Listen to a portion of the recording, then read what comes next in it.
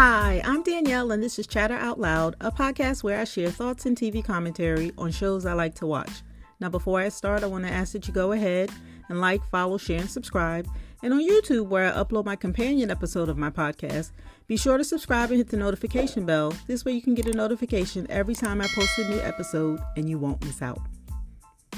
All right, so welcome back. Thank you so much for joining me. Your presence is very much appreciated. All right, since the live feeds are shut off now, I feel like I've gained a few hours in my day. How about you? Do you feel like you have more time in your day now? We're not looking at feeds all day. There was a meme on Twitter showing, it was captioned, it said live or BBCAN live feeders or something to that effect. And then you see a guy walking out of the house and the sun is shining and he's like, oh, that was pretty funny. Anyway, yeah, I feel like I have a little bit more time in my day. All right. Well, anyway, they aired a new episode tonight. BBCAN season 10. That's what we're chatting about. Tonight's episode that aired showed us the final four, BBCAN Awards, and the HOH competition and the nominations. But aren't we really wanting to just know who was evicted? I think they can fast forward to Thursday. That's all we want. Let's end this.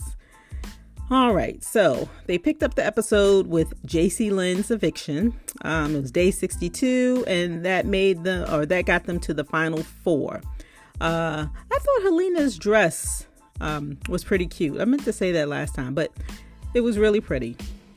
All right. The red door. That was a big deal in this episode. The countdown continued, and they were all preparing for when the countdown ended. They were all wondering, like, what happened and what's behind that door? And so they were being prepared. Kevin, he actually kept his sneakers on in the bed, so when he heard the noise or, if anything happened, he'll jump up. And that's exactly what happened. The countdown, or it went down to 0, or actually it was 5 minutes, and an alarm sounded, and that woke them all up, so they all ran downstairs. Helena took a tumble. I think it's because when they were so startled by that alarm, and none of them were really awake, because Josh fell out the bed. But Helena took a big fall. And then later on in the episode, we see her arm all wrapped up. It's not really funny, but anyway, by the time they got to the door, it was counting down from 5 minutes. When it went down to 0, confetti was all over the place. And when they opened it up, it had to do with Wendy's, and now they're offering breakfast.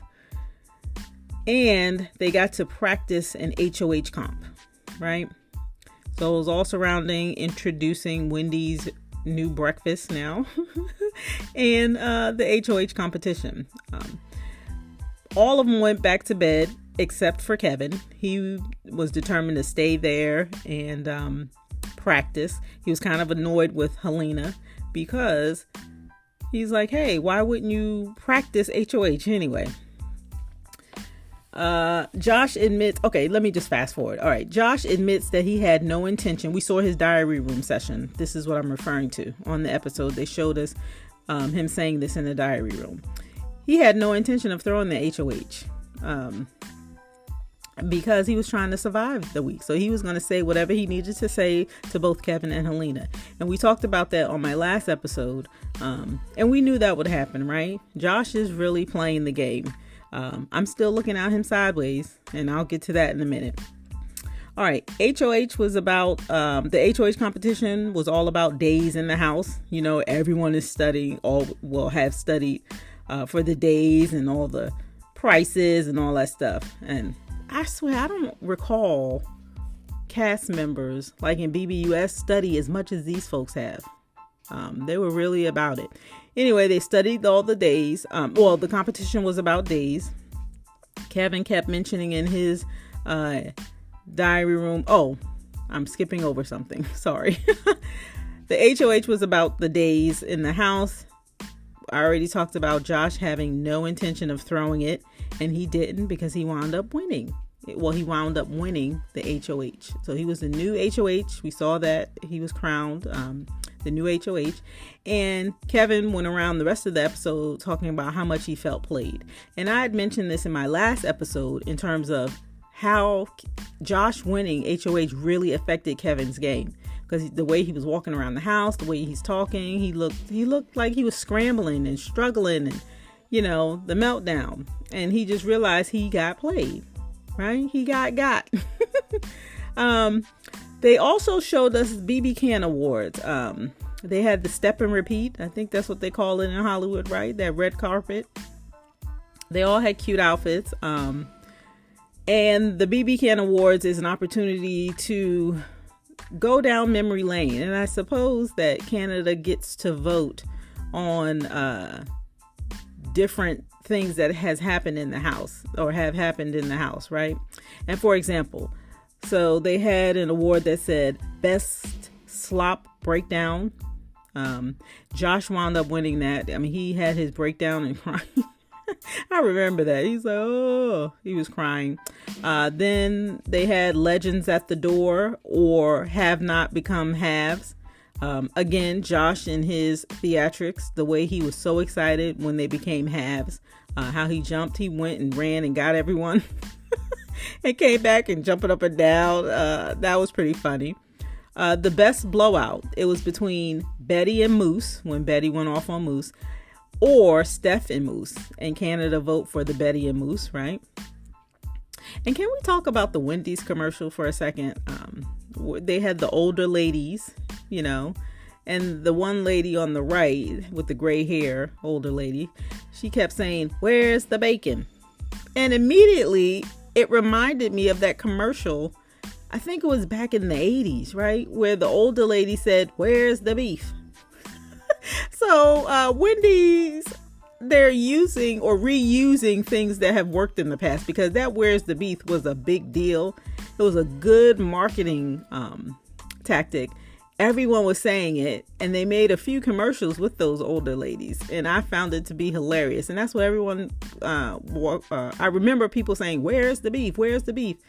And now with this new bacon double-nator or double bacon gator or something like that, that new sandwich, I suppose, the lady saying, "Where's the bacon?"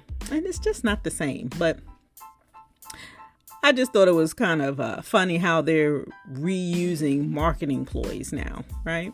Because the "Where's the beef" worked so long ago. Anyway,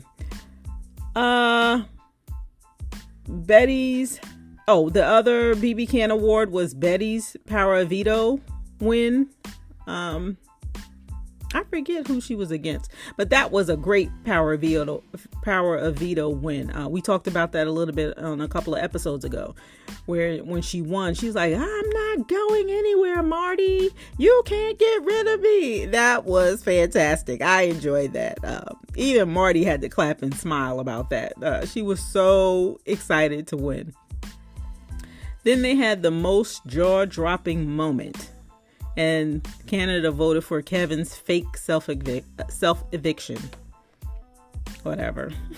I wasn't all thrilled, or, that wasn't that entertaining. What was entertaining when Kevin was doing the fake self-eviction, what really entertained me was Josh's reaction when he was holding his face saying, "Kevin." Now that was funny. All right. Let's move on. Josh took Helena. Yeah, I did mention that Josh won the HOH. Okay.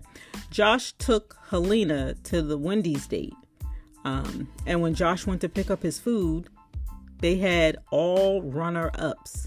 I think it was from season 2, season 5, and last season, right? It was Sabrina, Karen, and Brayden. They were all runner-ups. And my first thought was, Josh, you better take heed.